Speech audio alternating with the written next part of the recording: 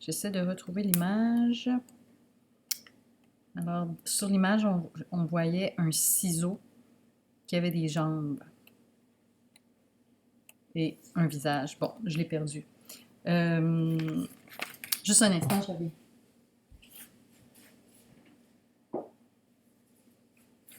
Alors, à tous les jours, je bois dans cette tasse bleue mon café. Tous les matins. Alors, je me suis inspirée de ça pour vous écrire dans mon journal un texte sur la femme tasse. Je l'ai appelé comme ça, la femme tasse. Je suis une tasse bleue de format moyen, en porcelaine, assez solide. J'ai une anse toute ronde et un grand fond arrondi aussi. Tous les matins, Camille, ma propriétaire, a besoin de moi pour son café. C'est une habitude qu'elle a prise il y a une douzaine d'années. C'est toujours Talkena, son mari, qui me réveille. Parfois, il me lave si j'ai été oubliée la veille près du fauteuil de Camille. Elle n'est pas très à l'ordre, cette Camille. Elle m'oublie un peu partout dans la maison et parfois même avec du café à moitié de mon volume. Tout refroidi. D'autres matins, Talc me trouve sagement endormi dans l'armoire. Je l'entends moudre le café, puis il m'installe sous le porte-filtre. J'adore ce moment où les premières gouttes de café coulent sur le fond de moi. C'est chaud et ça sent bon. Quand je suis pleine, je peux dire bonjour à mon amie Peinte de lait qui se penche vers moi quelques secondes. Ensuite, Talc m'apporte à Camille avec un grand sourire. Elle a toujours l'air heureuse quand elle me voit. On dirait qu'elle me donne des bisous en buvant tranquillement sa précieuse boisson. Certains jours, elle me remplit une deuxième fois. D'autres fois, j'ai droit à du chocolat chaud ou de la tisane. Ça fait changement. Ce que je déteste, c'est le lave-vaisselle. Il fait noir et on reçoit toutes sortes de choses dégoûtantes, comme des grains de riz ou des feuilles de salade. Pour ceux qui se demandent si j'ai peur qu'on m'échappe et me casse, je vous dis non. Grâce aux valeurs écologiques de Camille, je sais que j'aurai une autre vie, même si on me brise. La preuve, mon amie, la tasse avec un lama dessus, a perdu son anse et elle est devenue un pot de fleurs. Alors j'espère que tu as envie toi aussi d'inventer une vie à un objet que tu utilises souvent et j'aimerais bien que tu me racontes son histoire à cet objet. On continue avec notre roman, Guillaume. Juste avant, je voulais te montrer, tu te rappelles, le haricot. L'autre fois, quand je te l'ai montré, il arrêtait ici. Hein? Il avait un petit bout, un petit bourgeon qui voulait s'ouvrir. Alors voilà, il s'est ouvert. Il a maintenant 3 feuilles de plus. Et tu vois ici qu'il y en a d'autres qui s'en viennent. Donc, on peut dire qu'il a 1, 2, 3, 4, 5 feuilles. Et à côté, son ami que j'avais planté. En fait, la forme de la feuille est un peu différente, donc je me demande si c'est bien un haricot ou si c'est un pois. Là, j'ai comme un blanc de mémoire et je ne l'ai pas écrit, ce que j'aurais dû faire.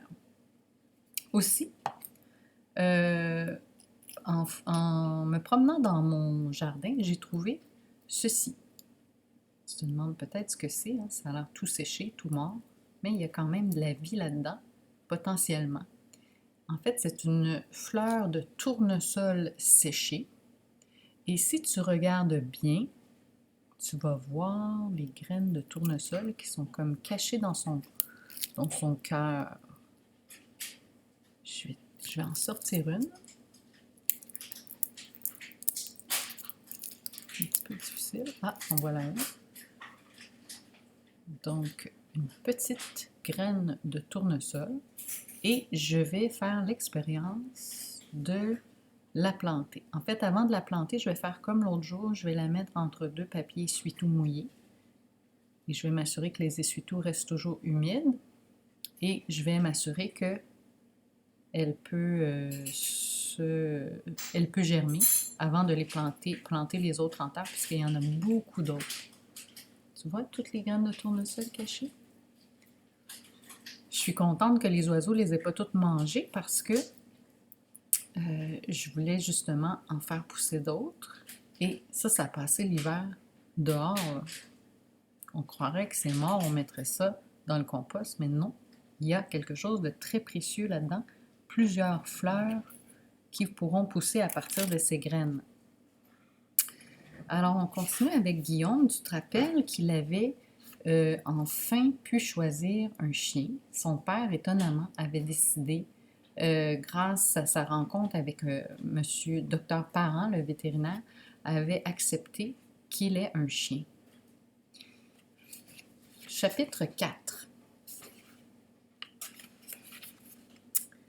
Quoique plein de bonne volonté, Churchill était difficile à dresser. Il aurait coûté une fortune en pantoufles et en balles de tennis si Guillaume n'était pas allé lui acheter, dès le premier jour, un os en caoutchouc. Guillaume n'avait d'ailleurs pas hésité à le payer de sa poche. Il ne fallait absolument pas que ses parents changent d'idée et le retournent chez le vétérinaire. Il avait aussi été très difficile de convaincre Churchill qu'il ne devait pas faire ses besoins n'importe où et surtout pas sur le tapis du salon. Pour l'habituer à la propreté, Guillaume ne le quittait pas d'une semelle. Si on peut s'exprimer ainsi à propos d'un chien. Aussitôt que Churchill s'apprêtait à s'accroupir ou à lever la patte, il l'entraînait dans la cour. Quand il avait terminé, Guillaume s'empressait de le féliciter en lui parlant comme à un enfant. « Tu as un bon chien, Churchill, un très bon chien. Tu ne veux pas retourner chez le vétérinaire, hein? Tu ne veux pas qu'il t'endorme, n'est-ce pas? Alors il faut que tu m'écoutes. Il faut absolument que tu m'écoutes. Tu ne dois jamais faire tes besoins sur le tapis du salon, tu m'entends? Il ne faut pas non plus que tu mâches les pantoufles de maman et que tu réveilles mon père quand il dort. C'est compris? » Alors ça, là, tout le paragraphe ici, tu vois, ça commence par un tiret. C'est les paroles de Guillaume. Est-ce que tu remarques quelque chose par rapport à la façon dont Guillaume s'exprime?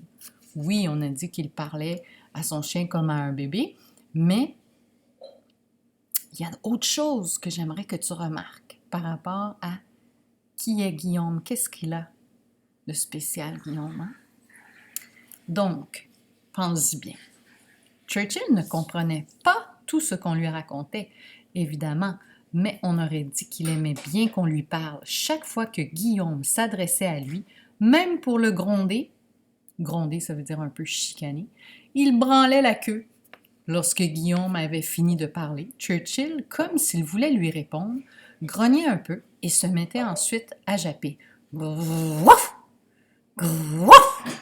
Guillaume avait mis quelques jours avant de se rendre compte que son chien avait cette curieuse habitude. Un soir qu'il était dans sa chambre, seul avec lui, il lui avait encore fait ses recommandations. Il ne devait pas les réveiller trop tôt le dimanche matin, ni aller répandre ses poils dans la cuisine, ni grimper sur le sofa du salon. Churchill l'avait écouté en branlant la queue, et aussitôt que son maître avait cessé de parler, il avait répondu avec un petit grognement, suivi d'un jappement. Intrigué, Guillaume avait continué à lui parler. Churchill, peu importe ce qu'il disait, Churchill réagissait toujours de la même façon, comme s'il devait toujours grogner un peu avant de japper. « C'est bizarre, » avait dit Guillaume. « On dirait que tu as le même problème que moi. »« Grouf !» avait répondu Churchill. Si Churchill avait pu répondre autrement qu'en jappant, il aurait peut-être dit à son maître qu'il y avait quelque chose de bien plus bizarre encore. As-tu découvert, toi, ce qui est plus bizarre? Guillaume, qui avait tant de difficultés à parler avec les gens, n'éprouvait aucun problème avec son chien. Il pouvait prononcer tous les mots qu'il voulait sans que jamais ceux-ci restent bloqués, sans jamais répéter les syllabes et sans jamais hésiter. Guillaume n'avait aucun problème à parler avec son chien, pas plus qu'il n'en avait à chanter. Aussi étonnant que cela puisse paraître, il ne s'en était même pas aperçu.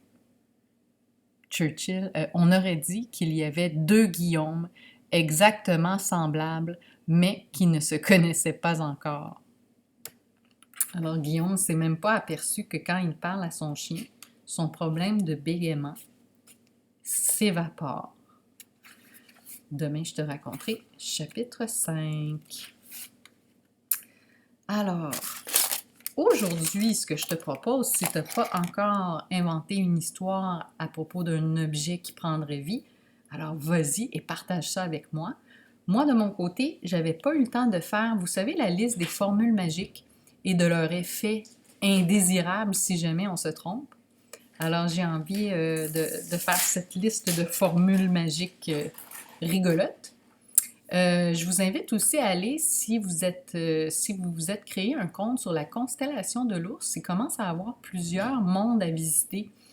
Il y a plusieurs élèves qui ont terminé leur monde et c'est très impressionnant la quantité de textes que ces élèves ont pondu. Et c'est des mondes tout à fait imaginaires et créatifs avec toutes sortes de personnages.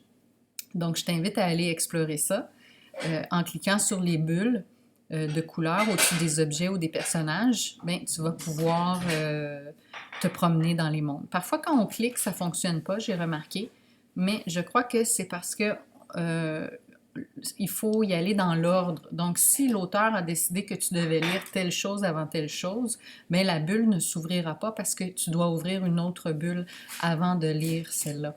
Donc, c'est ce que je crois qui est la façon de faire. Et n'oublie pas aussi que si tu cliques sur la sortie de l'île, bien, à ce moment-là, il y a certains élèves qui ont fait une autre île. Donc, c'est comme s'il y avait un autre chapitre.